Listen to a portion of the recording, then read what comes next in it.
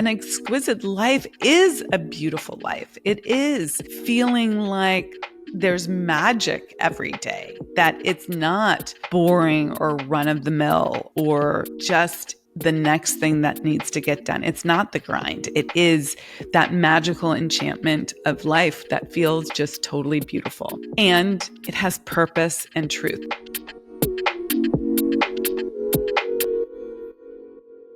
Hello, hello, and welcome to another episode of the Unstoppable Woman podcast. I'm Amira Alvarez. I am the host of this podcast and the founder and CEO of the Unstoppable Woman. And today we have a new format that we're unveiling, and we're excited for this, and we're hoping that it goes smoothly and is really amazing for you. So as you may or may not know, we have been unveiling some new topics on this podcast, particularly around this concept of the exquisite life. And Ariana on my team had this brilliant idea that we should really dig in deeper to what the exquisite life is and means to us. And that then flowed into this idea that she interview me about this. And so that is what we're doing today. She's amazing, and I'd like to bring her on. Ariana, please come on. And I'm going to hand the mic over to you so that you can introduce this concept from your perspective and what you want to kind of do today. And then hopefully the conversation that we have is going to be amazing for our audience as well. Thank you. Yes.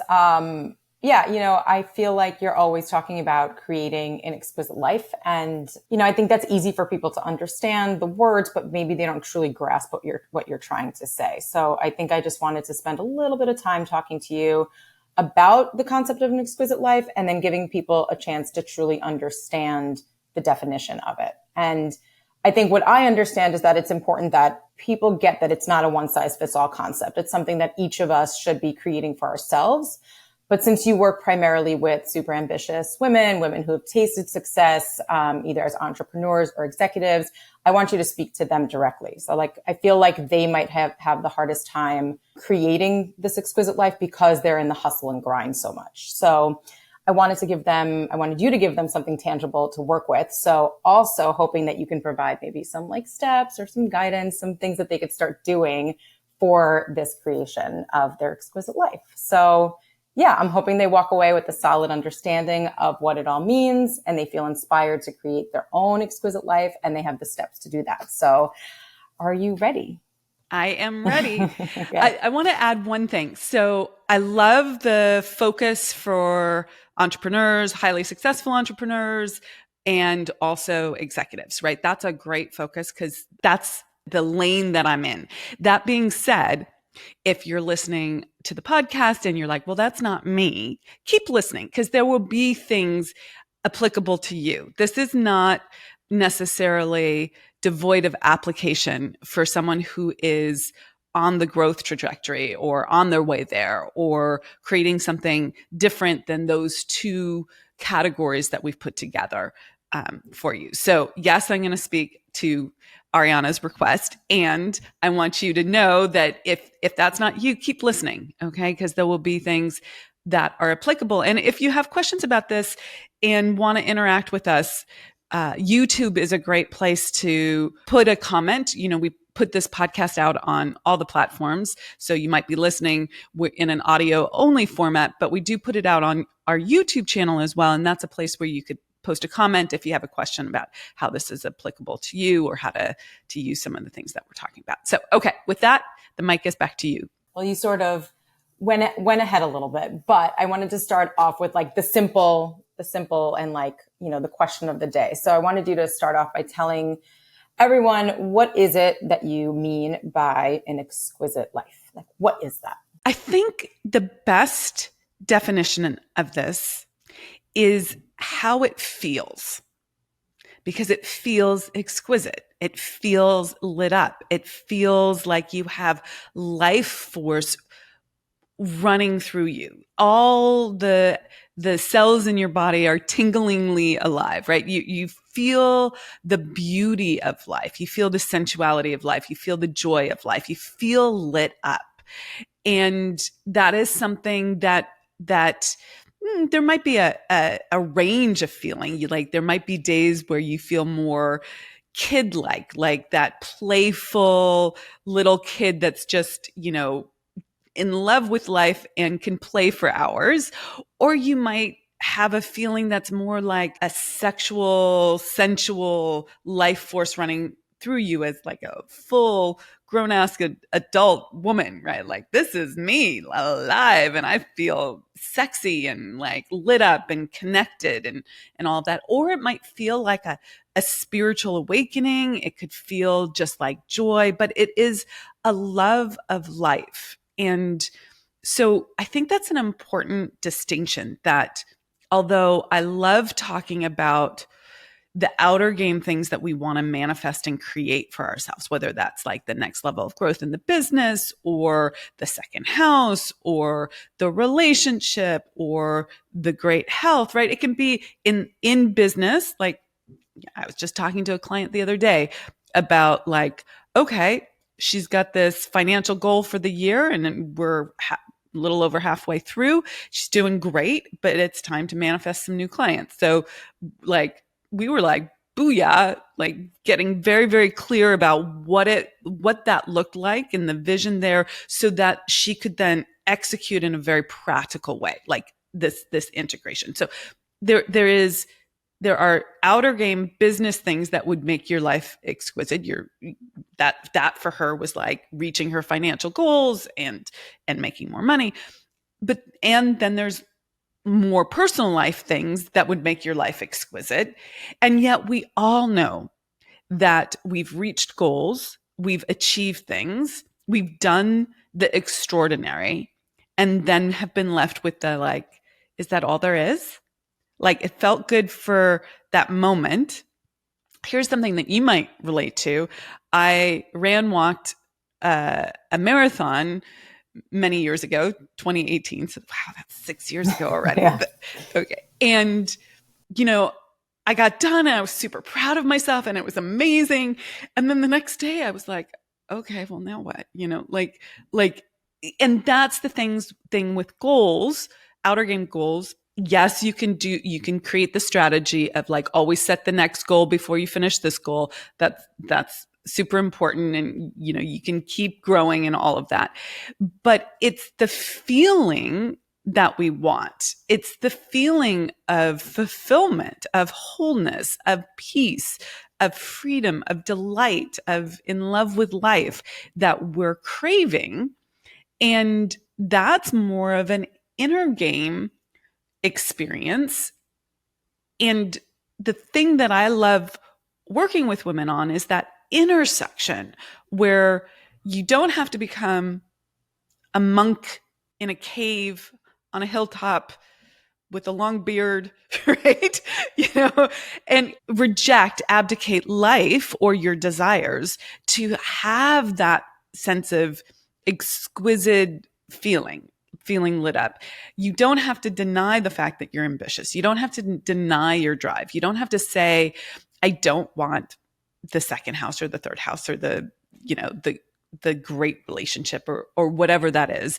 You can want all of those tangible human 3D experiences and say, I want to feel exquisite and go for both, have both of those lanes. It's not that they run in parallel. In fact, it's like, how do we integrate those two lanes and really create both? And when we do that, that's what feels exquisite. We have both. We have that feeling of total alignment inside and outside. And correct me if I'm wrong, but I'd said it's not a one size fits all concept, right? So it sounds sort of like anyone can experience an exquisite life because it's this inner feeling. It's not necessarily when I make this much money, when I start this venture, whatever goal it is, when I have this relationship, when I have the family, right?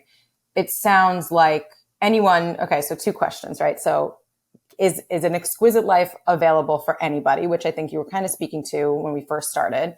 And the second part of it is which comes first, right? Because you were saying they don't necessarily run parallel. They're kind of intertwined. So Do we need to feel it first to create the outer stuff, or can we create the outer stuff and then sort of backtrack into feeling good? Chicken or egg? Which one comes first? Such great questions. So is it available to everyone first? Yes, absolutely. Okay. So no matter what your goals are, doesn't matter if you're going for your first 30, 50K in your life, or you're going for your 30 million, 50 million, 100 million, doesn't matter. Okay. Whatever your outer game goals are, and they could be money, like we've been saying, it could be money, it could be health, it could be relationships. There are all these things, that environment, our houses, right? Like travel, it doesn't matter.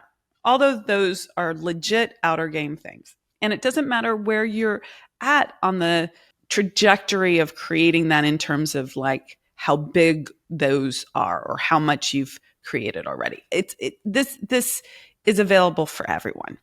That being said, oftentimes when people are not cognizant of how to make significant amounts of money for themselves, whether it be in their own business or in someone else's business, as an executive, as a manager, whatever it is, when you don't have the sense that the knowledge and the experience of doing that, of making as much money as you want, you will feel like you're in scarcity. You have a limitation, that you have to prioritize the money piece first. And to some degree, that's true. To some degree, that's not. So it's true because in so much as that is people's experiences generally.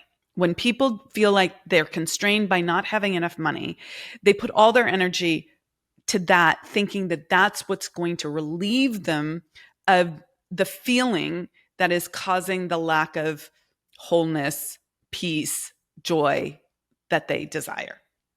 The truth is, though, and this is like the reality, you could go straight to the joy, the truth, the wholeness without that. Okay. Like we actually need very little to survive, right?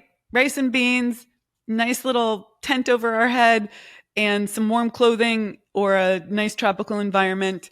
And we're pretty good. Maybe someone to hold us, right? Right. You know, like human beings need touch. Now, do I want to live that way? Absolutely not. Do most people want to live that way?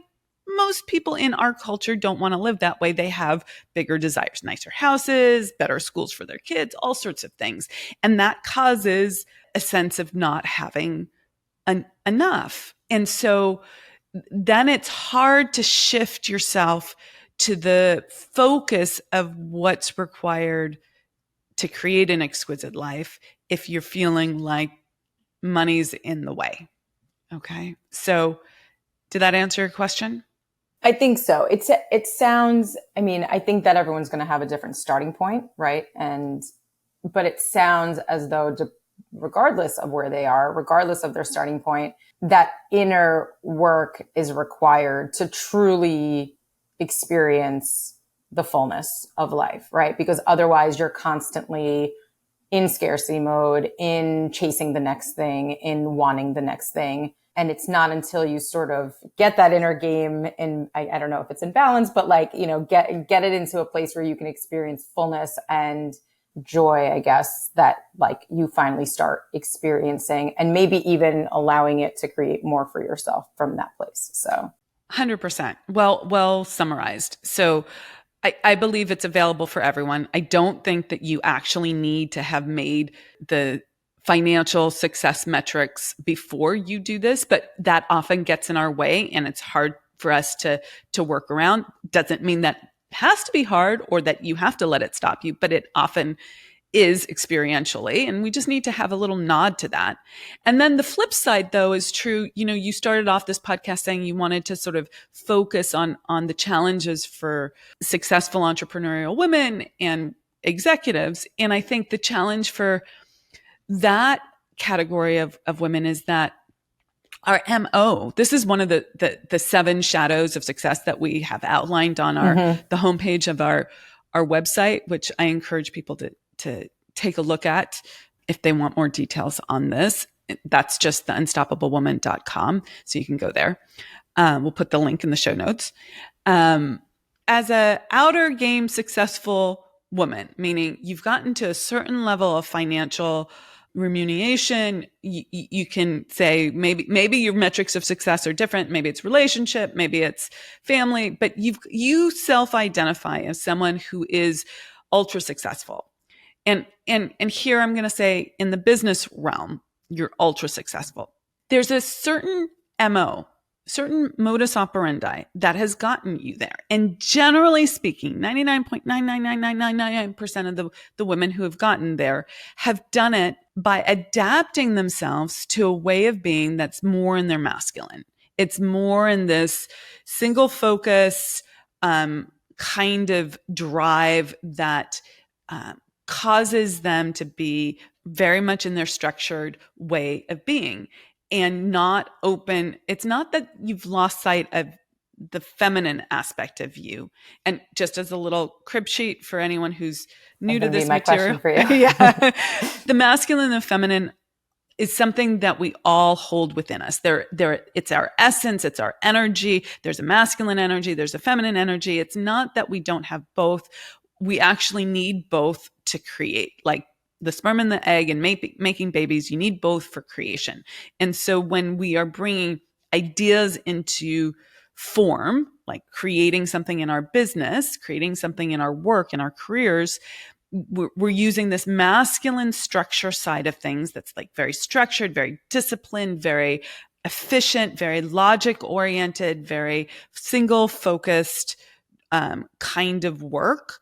It's spreadsheets and, agendas, right? I said it before, it's like the hustle and grind. It's like the go and do, I guess. You can be in go and do in your feminine. Now, the difference is with the feminine, we're much more in flow. So we have this diffuse awareness, this awareness of all these different things, and we don't single focus and we go in a lot of different directions, okay, when we're in our feminine. And now females are able to adapt really well so that they can change the way they're being to be more linear, more single focus, more one thing right after another. But the diffuse focus doesn't mean we're not acting. We're getting a lot done, but we're kind of going here and then there and then here and then there and then here and then there. And that's the way we generally create from our feminine. Okay. Mm-hmm. Now, as women, now I'm talking about the sex women, not the energy women. Yeah. We can be in our masculine, and we've learned that that's very, very, very helpful for getting things done. And we started to learn this when we were in school and we had to study for tests and we had to stay focused and we had to, write paragraphs and essays that made sense and went from one thing to the next. And I drive Ariana crazy sometimes because my teaching notes are not in this linear fashion anymore because I've learned to lean more into my feminine. But like, if I need to, man, can I get into that very, very linear, organized fashion? Now, this is not one is better than the other. This is not saying that women can't focus, because we can, and we can focus very well. But our energies, the essence of the feminine is one way, and the essence of the masculine is another way. And most women tend to, not all of them, have a stronger feminine essence. But we've learned, if we're good at business, to prioritize our masculine ways of being. For the uber successful, ultra successful entrepreneur or, executive, they have been in their masculine so much in order to create this kind of success in business. That's basically a requirement to be successful in business. We have to be in our masculine. Now, I don't think that once you've mastered that way of being, you can't then do it differently, which is the phase I'm in and what I love to teach people how to do. But we think that the way we got our success is all that we know. And yet we're like, oh, I keep going after my goals this way. I keep succeeding, but I don't get the fulfillment that I want. I get the goal, but I get this empty feeling. And I think that it's all or nothing, right? It's like I have to either give up my MO of driving from my masculine to get my goal or get fulfillment. And I feel completely trapped by that because I don't want to lose my business. I don't want to lose my success. I don't want to lose the income. I don't want to lose the status or the impact, but I want the fulfillment. I want to create this sense of wholeness and in love with life and this sense of desire for life like running through you. So that's a false concept, but I remember distinctly feeling this myself and feeling so trapped. And I've talked to so many clients about this and how to go about unpacking it so that there's a way to actually do both. And you can, how do you run your life, run your business, run your career in a way that brings you not just a sense of fulfillment, like, oh, I got the thing done, because I got that. I understand that. That feels good. But like that feels sense good, but of it goes wholeness. Away quickly. Right. It's like, oh, I got it. I did it. And then it's like, oh, wait, then what? And it's a existential question. It becomes a really strong existential question when you've sacrificed a lot to have that success. And women who are ultra successful, they've sacrificed a lot. And some of them have worked out some of the details, but there's usually one place in their life that they're like, wow, I still haven't created that. I'm still feel like I can't have that, or I have to sacrifice that until I get to some the next Netherland. Yeah. Right. Yeah. The next and then the next. I think what you just said was there needs to be more of this balance between the masculine and feminine. So there's obviously a big role that this creation of balance plays in the creation of an exquisite life. So I do want to get into sort of, okay, how do we get there? But before we do that, you mentioned how you've sort of gone through this transition. So I'm curious if you're willing to share sort of your personal story around that, because I think it's interesting to hear, especially if someone's listening and they're in that stuck zone. They're in that like, oh, but that's me. I keep going. I keep like hitting up against a wall and going for the next goal, but I just don't feel that feeling. So I would love for you to share your story a little bit as to how you managed to sort of get past it so that now you could wake up feeling lit up and all the things that you were describing.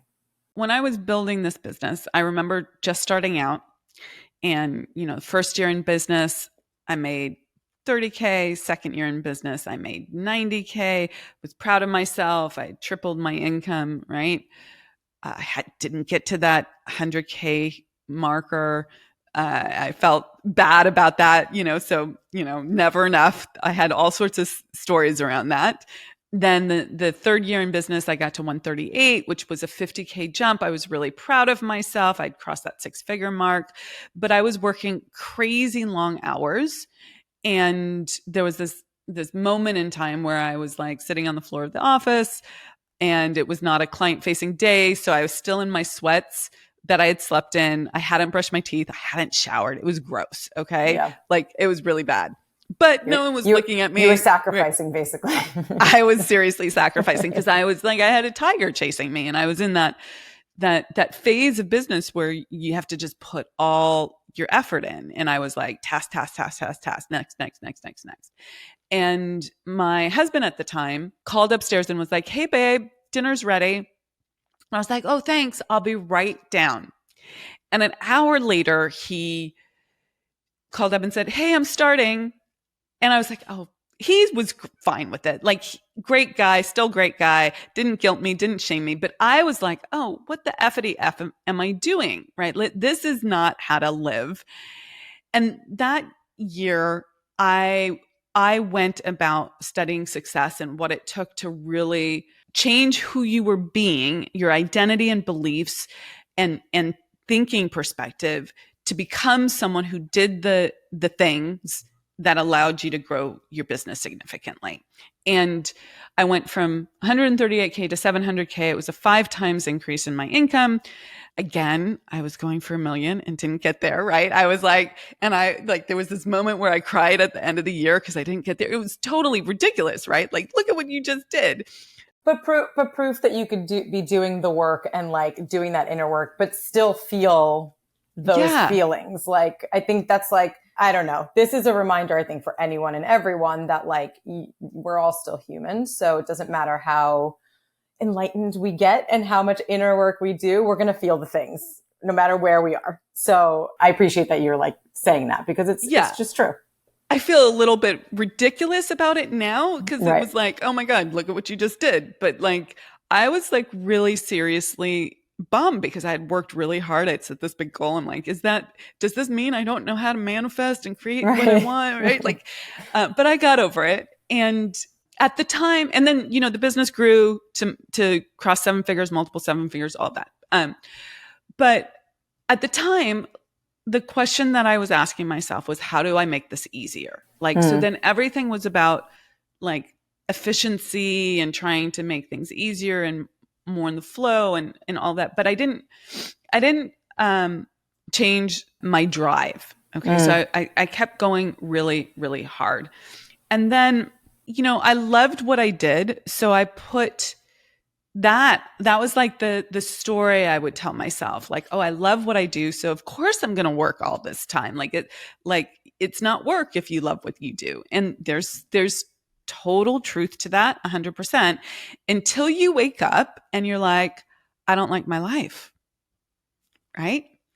And now, if someone had asked me, even while I was going through this like inquisitive, self-reflection, I would not have said, I don't like my life. I would have pointed to all the things that were actually really good about my life and that, like I was knocking it out of the park and like nothing to complain about. I would not have articulated that to anyone except my best business buddy, Jessie. And she's my best non-business buddy too. Like we're soul sisters.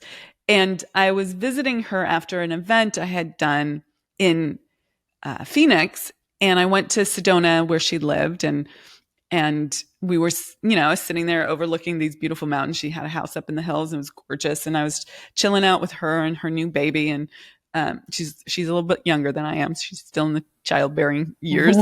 And, she was just asking me where I was at with my business. Like that's one of the categories of conversation that we have. And I was like, I don't really like it. And I would not have like been vulnerable like that and honest about that with anyone else. Like you need to have friends in your life like that. That's one of the things when we have that program called the Exquisite, and that's for this group, like it's a small, intimate group of like ultra successful women. You need people like that in your life that you can let down your guard with and who can ask you questions and it goes straight to your heart. Right. And you're like, FDF. Okay. We're going to have to look at this.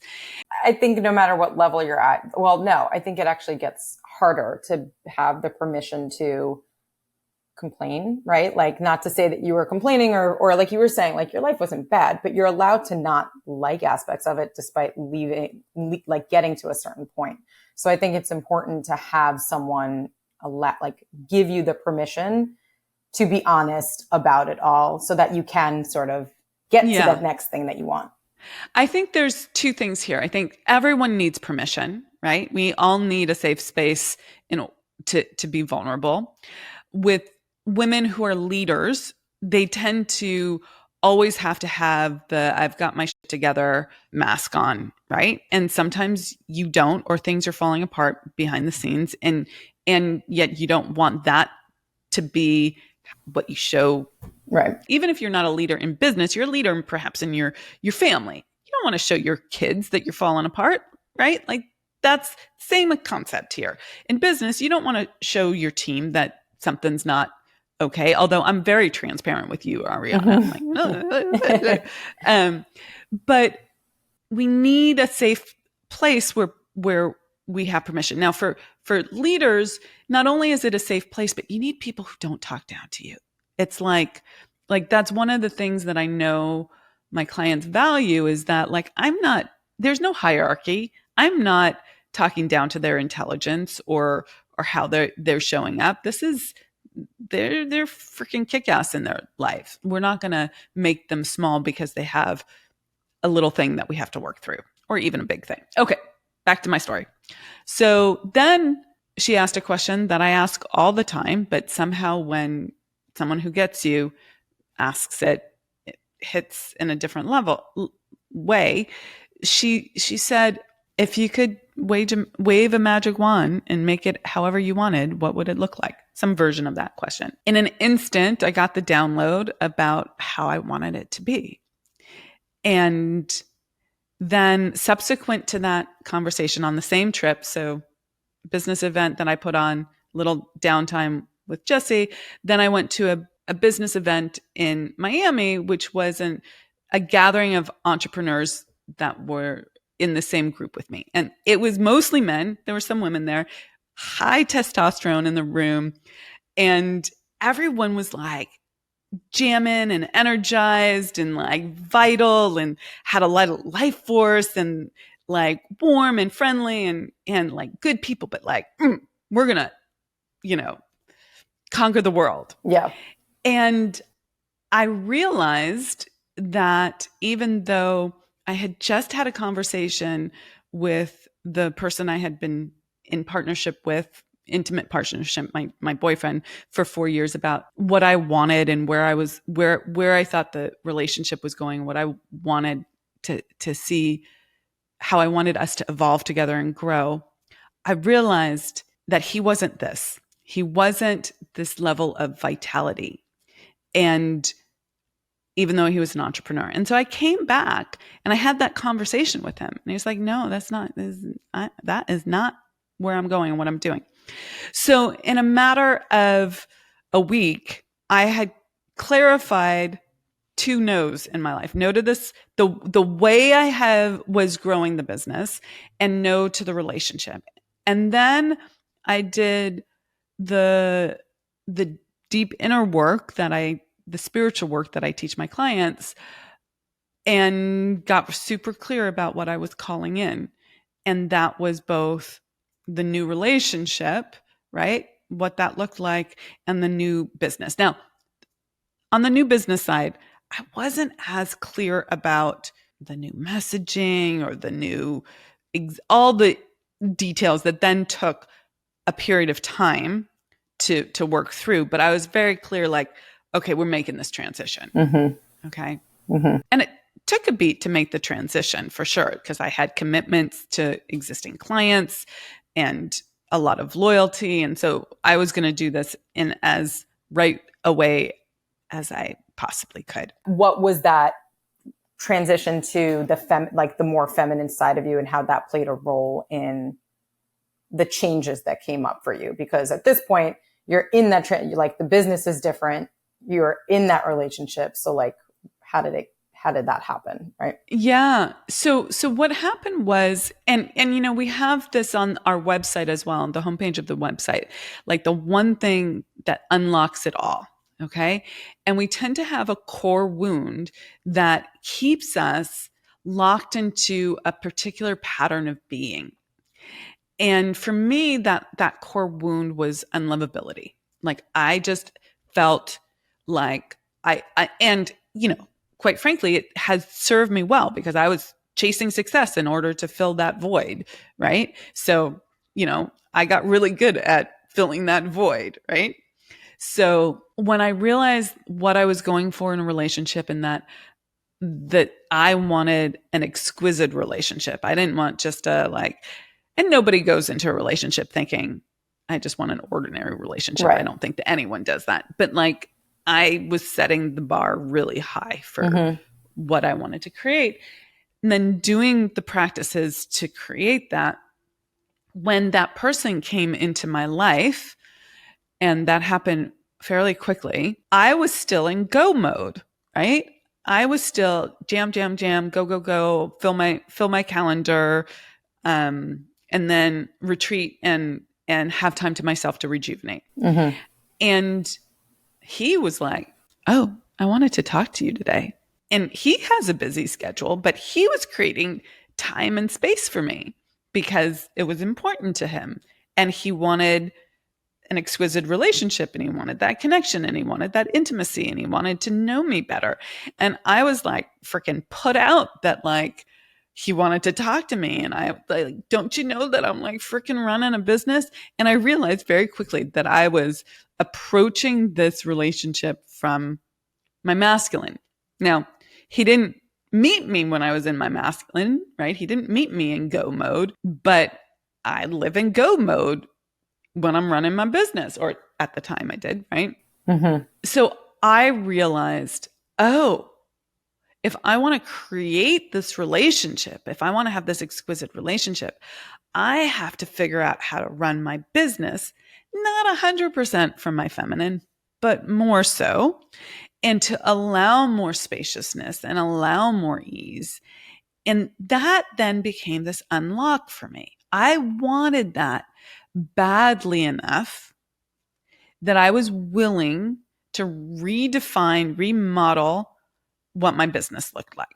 I was willing to redefine, remodel how I showed up in my business.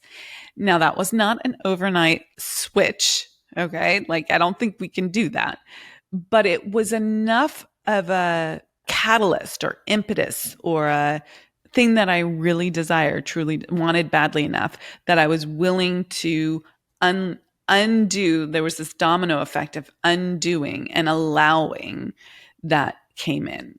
And best thing that ever happened to me. Nice to hear the journey. And I feel like it can be helpful when people are listening in on it, that, you know, it's not an overnight thing. It's not something that you just like study and practice. And like you say it all the time. It's not like just read your books and listen to your podcasts and, you know, like get all the knowledge. There's a lot of actual experiencing that you have to do. And I feel like discomfort that you have to get over to get to that other side and allow, especially that masculine, feminine, allow yourself to sort of put down your weapons, like ease into life a little bit more. And that's hard to do. That's hard to do. And you're constantly like, that's the only thing you know. So, I think that was fun to hear. So it wasn't overnight, and it wasn't just I call it the meta, right? The meta knowledge, the book learning.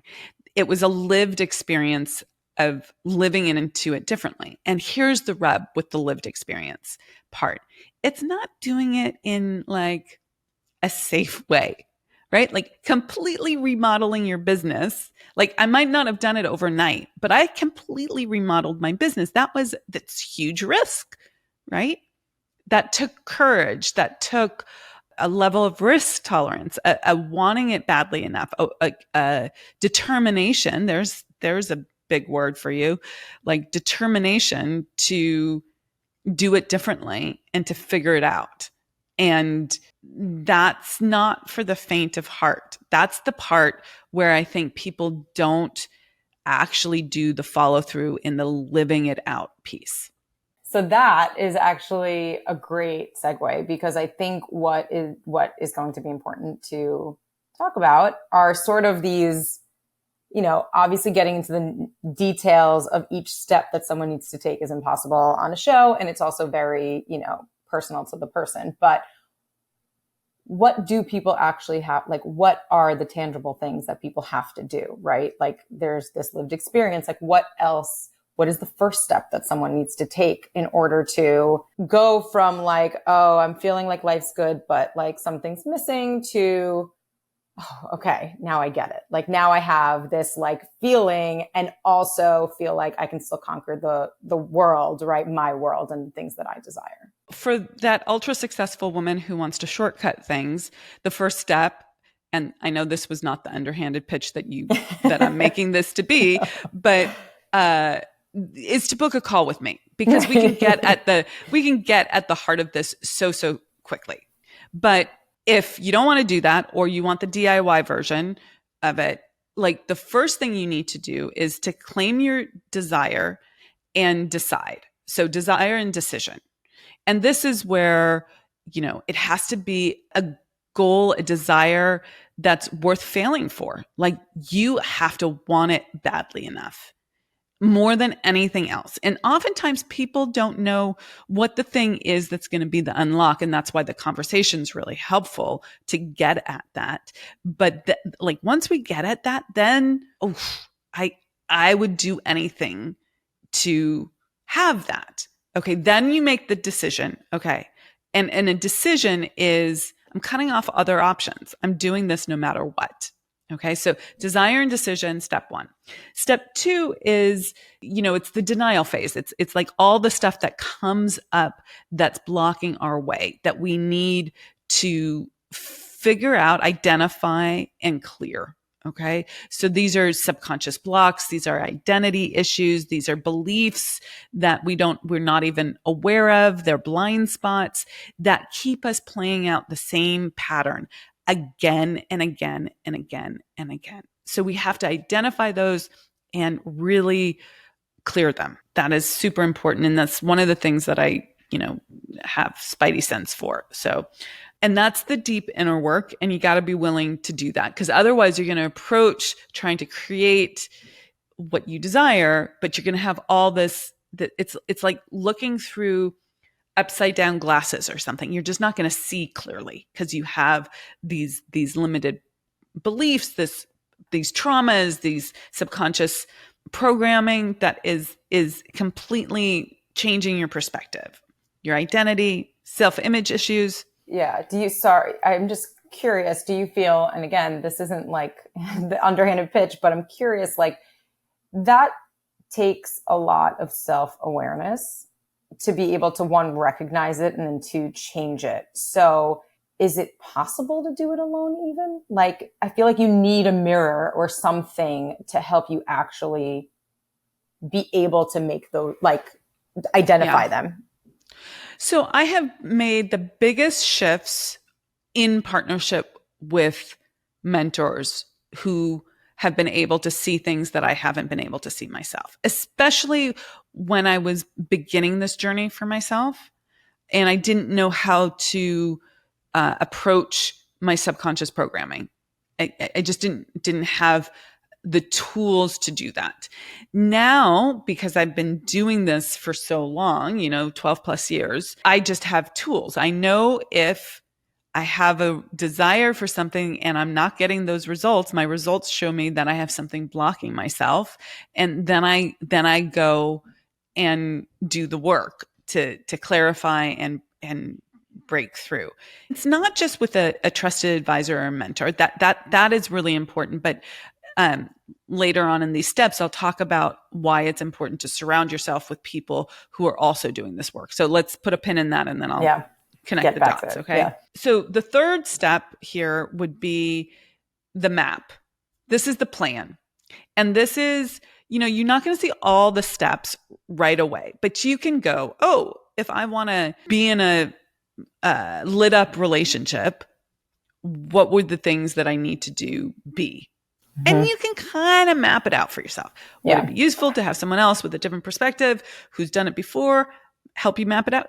Yes. But you're bright. Most people are bright. Most people know, okay, I have to do these things. But like taking the time to actually map that out is useful. And these are both the tactical steps and maybe some inner game steps. Like, I know that I have this core wound of unlovability.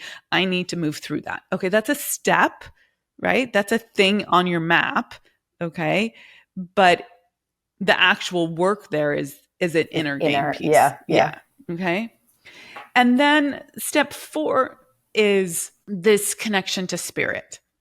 And this is so important. And this is one of the places where I think the super driven women, they think that they're connected to spirit, but they've lost a lot of their connection to spirit. So for me, my personal experience of that was like, I would get the creative downloads. I would feel like I could talk to God and like I had those moments of connection. But when I started doing this work in earnest, this new way of doing this work around 2 years ago, I realized that my connection to spirit was about 2% of probably what it could be. Wow. Right. Yeah. And there's a bigger connection there that's available for you.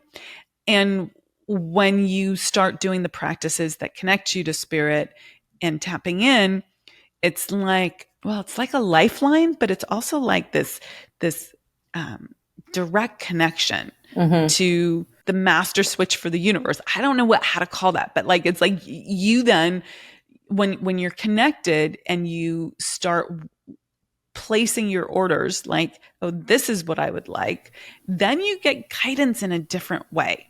So we have the map, that's the tactical, practical 3D do map. We can't deny that. There are things you need to do. And then there's the spiritual guidance once you're tapped in at a deeper, higher level, where it's wider and more present and all of that. It gives you an exponential map, right? It's not just linear, it's exponential. And as you start doing that, you start realizing that feeling to wholeness and how to connect that into your life. Okay.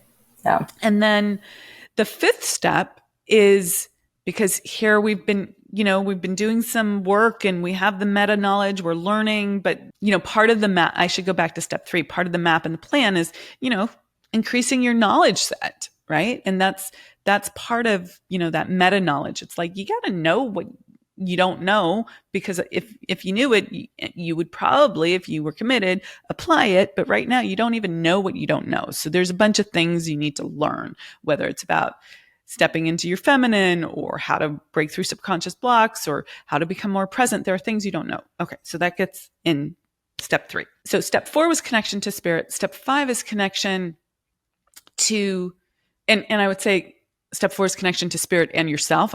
I'm kind of assuming looping that, putting them together. Your soul is your spirit and all of that. Step 5 is really connection to others and to a trusted advisor, mentor type person.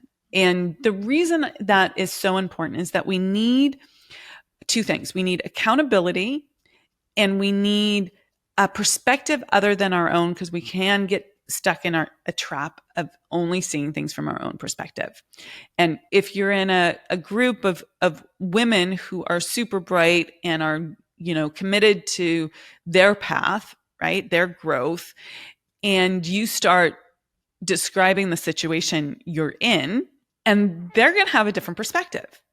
And if they are like part of the exquisite, for instance, they will know that it's not their role to just agree with you, right? Their role is to hold you to a higher level, to a higher standard, to help you see things that you don't see yourself without making you wrong, without cutting you down at the knees. This isn't a competition. This is I'm giving you everything I can to lift you up right now. And it's new wisdom. Okay. And when you're in a group like that, and it could be the exquisite, it could be something else, right? Some other group. You're held accountable to your highest self. Okay. That's what we want the people who are surrounding us to do. And then with a mentor, it's the same kind of thing. There's a level of accountability, and there's someone who is committed to raising your level of awareness in a very both structured and intuitive way to like get you to the next level and hold you to your goals, your dreams, the things that you want. Because of what I said at the beginning, most of us, when it gets hard, we come up with even the brightest women do this, come up with a really good rationale for not breaking through. Something that I've always heard you say to clients has always been like, lean in, right? Like lean in. And you've even said it to team too. Like, don't like run away, just lean into it, whatever the thing is that's coming up for you. And I feel like that's, what happens is like we tend to run or get afraid when something like it's like we know that something's wrong, we don't want to show up, so we sort of just stay away. And in this case, it's like no, the reason why we lean in is because these people or person are here to actually hold that space for you, to allow you to get the different perspective, to get a little bit of like a brain switch so that you can approach whatever it is that's coming up for you differently. Again, there's this, speaking to the ambitious, successful women, it's like, I must do this on my own. And it's like, yeah, yes, sure, you can do it on your own, but also like you're allowed to be, supported. You're allowed to have that support. And if anything, get that support so that you can get it's almost like you're stronger in numbers, right? It takes a village, all of those things where you can get different ideas from people. The masculine is the provider, is the protector. So when we're in our masculine running our business, because we need to be the provider and the protector. We're the ones that are creating the revenue. Or if you're an executive, you're the one making the decisions, right? You are doing what's required to protect the business. You're doing what's required to provide for the business, right? And the people in it. Okay. You're in your masculine. You're not in receiving support mode. Okay. Right. And as in the feminine, we need to allow ourselves to receive support, to be helped, to be aided, to be provided for. And, and I'm speaking as if these are two, like you're going to flip a switch and be all or nothing. And I don't think that's it at all. It's like on a continuum, and you can navigate that continuum. So I shift throughout the day. There are times where I'm more in my masculine, and there's times where I'm more in my feminine. And you can make that a conscious, and you can become facile with that. But you need to be able to receive help and support if you want to do this faster. And that was like a radical shift for me. Like, oh, I pay experts for things for speed. Like, that's why I pay experts in the business, right? Like, hire the Facebook ads person. I hire the CFO. I hire experts for their skill set so that it shortens our ability to execute things, whether it's graphic designers or whatever, right? Like, that's going to save me time. I'm paying for speed. Like that's what I do. But we don't think about that necessarily in our personal lives. And that's I think a big mistake. And let me just say, like, the work that I do, I work with women and it helps their businesses, and they start second, third, fourth multi-million-dollar businesses. And it, it helps your business too. Like, I become the trusted advisor for people behind the scenes for their business, because I don't think of it as a separation, your personal and your business life. I don't see as separate components. It's you doing both of these things. So let's figure out how to approach both of them with this kind of integration. I just want to make a note, because you said something within the 5 steps that I think is super important. You started talking about connection to spirit.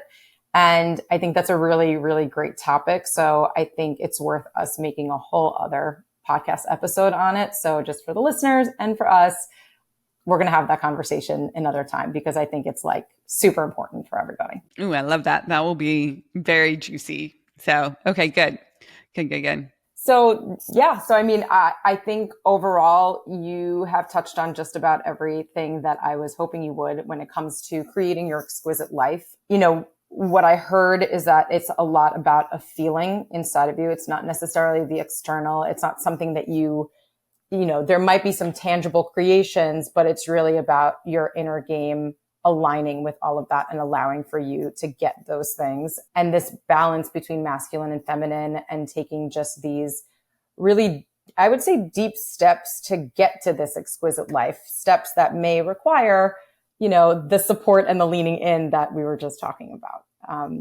Is there anything else that you want to sort of add to that small recap? I think it's interesting. We spend a lot of time putting together the homepage of the website. And one of the things that we have there is a definition of the exquisite life. So I thought, okay, let me go. I just pulled it up. Let me go read that and see if what I expressed today is captured in that, or if there's more that I want to add based on this definition. Okay. So we wrote 1, a state where striving for greatness and living with ease are not at odds. Oh, that's so good, right? Mm-hmm. If I do say so myself, right? Like it's that thing where, like I was talking about, we want the things that we want. We want to be great in this world, however we define greatness, whether it's the athletic prowess, the beauty, whatever it is, the business. What do you want to be great at? And that requires this challenging of yourself. It is growth to step into greatness. And that living with ease is not mutually exclusive, right? That's that wholeness and that outer game piece that's really important.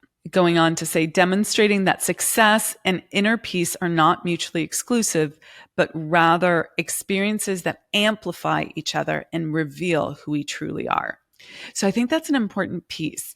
Like, if we can build our outer game success in a way that is a true expression of ourselves, we can have this outer game success and feel whole, right?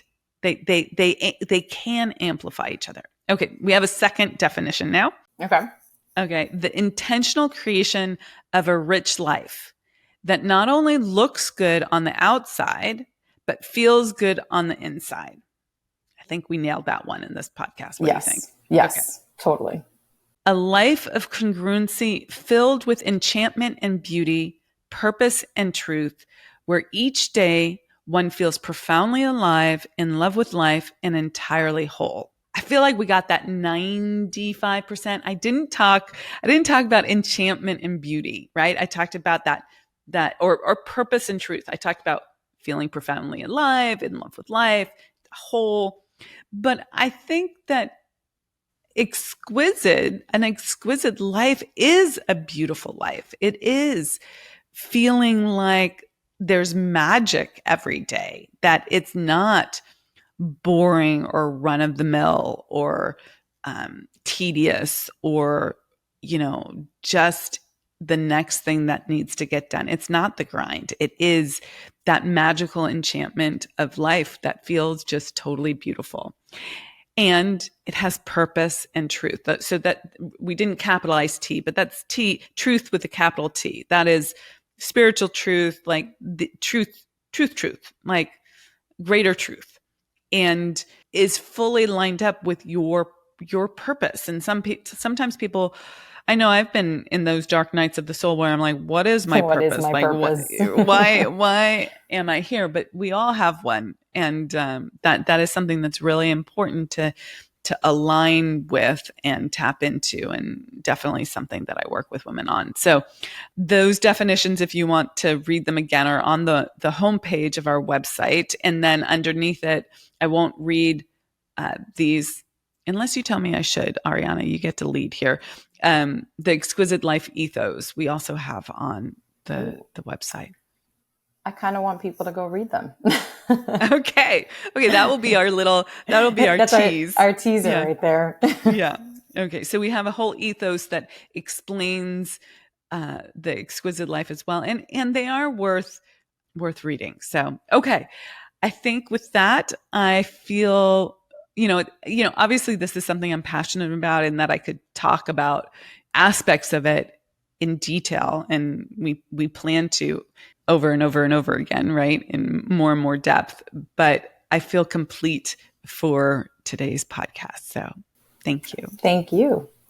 Thank you for tuning in. Thank you for listening. And thank you for being a loyal listener and subscribing, liking, sharing this podcast, really getting this out to as many people as possible. It allows us to do our work in this world and to serve and to really help as many people as possible. So we would be incredibly grateful for any of those things: the 5-star reviews, the comments, the shares, the likes, however you want to give us feedback. We would be incredibly grateful for, and we're very appreciative that you have spent your time with us today. So thanks for tuning in. And if you liked this conversation with Ariana, please also let us know that in the comments, because that will help us know if we want to do more of this. And I personally think it went pretty well, Ariana. So I had fun. Okay. Okay. With that, we're a wrap. All right.